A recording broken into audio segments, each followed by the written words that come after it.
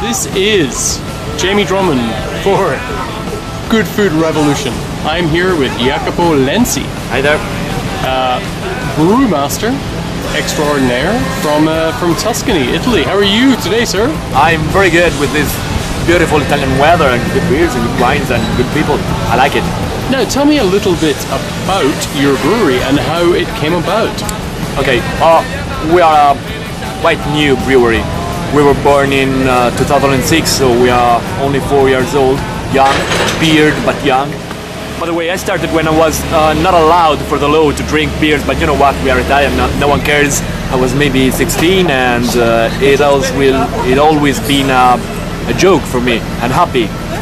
And only in 2004 we started thinking about growing up and make this became a job, a proper job.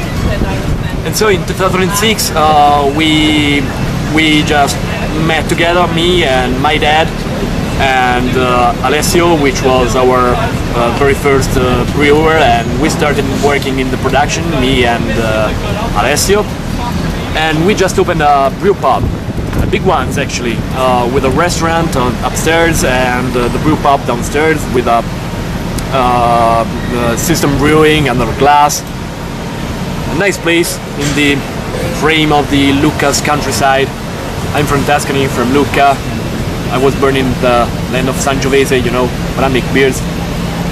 How many seats in this particular brew pub? It's quite a big place. Well, is it the not? brew pub usually had no seats, just because we had a lot of concerts, rock and punk concerts. Rap and punk concerts? Not rap, rock. Rock, okay. No, look at me. And Fair enough. Stop looking at me. And you know, we had a lot of bands even from here, from Toronto. We had help me, the Mahones and something like that. We really had fun. And by the way, so the pub had no seats, just standing and drinking people.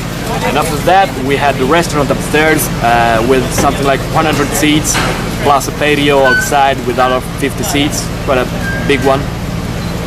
And we started as, you know, just producing beers for our customers. And after 6 or 7 months, we started having this very first experiment of bottling beers. It went good. It was well. You know. Now, you mentioned that you were drinking beer from an early age. You do have quite a kind of lineage. You come from a lineage of people making excellent beverages, do you not? Well, yeah, my dad is a winemaker, so I was born drinking wines. I'm from Tuscany. When I say I was born with Sangiovese, it's not a joke. It's the truth. You know, my grandma uses to prepare me a sheet of bread with Sangiovese upstairs and sugar, and that's the result. That I come from that word, and so you know. Being Italian, being trained by wines and good foods, we are people with, you know, a trained palate, a trained nose, and we can recognize good things. Now, tell me the philosophy behind your brewery. I mean, what would you say was the common thread between all of the beers that you make? Okay, so we make top fermented beers with no kind of filtration, and obviously unpasteurized. And they are re-fermented in bottles in the Belgian way, so something different from the US standards. All of my beers are, you know, what we are trying to do is having something highly characterized and well recognizable as well, with an Italian touch. What do you think of beer in North America, the North American beers you have tasted, both in the States and in Canada? Well, okay, I felt in love with, you know, the extreme US beers. I'm a curious drinker, a curious drinker. Curious drunkard? Curious drunk. Right, okay. And a curious drinker.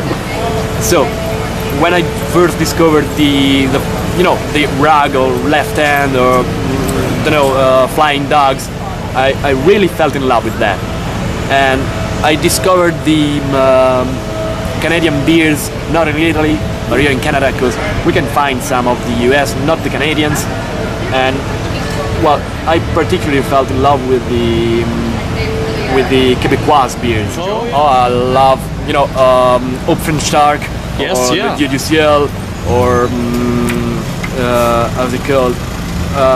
Le Trou du Diable is very nice. Yes. I love them. They are all friends. You know, we met each year at Le Mondial de la Bière. Wow. And so they trained me to the Québécois beers, and nothing to say, they're marvelous. And by the way, hi guys, hope to see you soon. And the other influence, the major influence for the Italian brewers and for me as well, were the Belgian ones. We had a lot of Belgian beers in Italy, and they were quite cheap. They are still cheaper. The craft Belgian beers in Italy are cheaper than the Italian craft beers in Italy. So we had the chance to taste them and to understand that beers could be not only those industrial lagers we always had in Italy. And after that I got my head brewer, Andrea, my actual head brewer. Hi Andrea. He's a fan of the German Pilsner or Czech Republic Pilsner. I'm a fan of Belgian ones and US ones and the real ale from England. So we usually fight together, and after that we try to have a meeting point, trying to have a new beer. The fact is that even in the US, people think about Italian beers thinking about Moretti and thinking about Peroni or Nastro Azzurro. And now here we are, and we are trying to change something. Well, I really appreciate you sitting with us today in this rather noisy Kensington market. I'm not sure how any of that is going to come out, but thank you very much for joining us at Good Food Revolution. Thank you, We look guys. forward to catching up with you sometime soon, possibly in Tuscany. Yeah, why not? Take care, and we'll speak soon. Bye guys, thank you very much.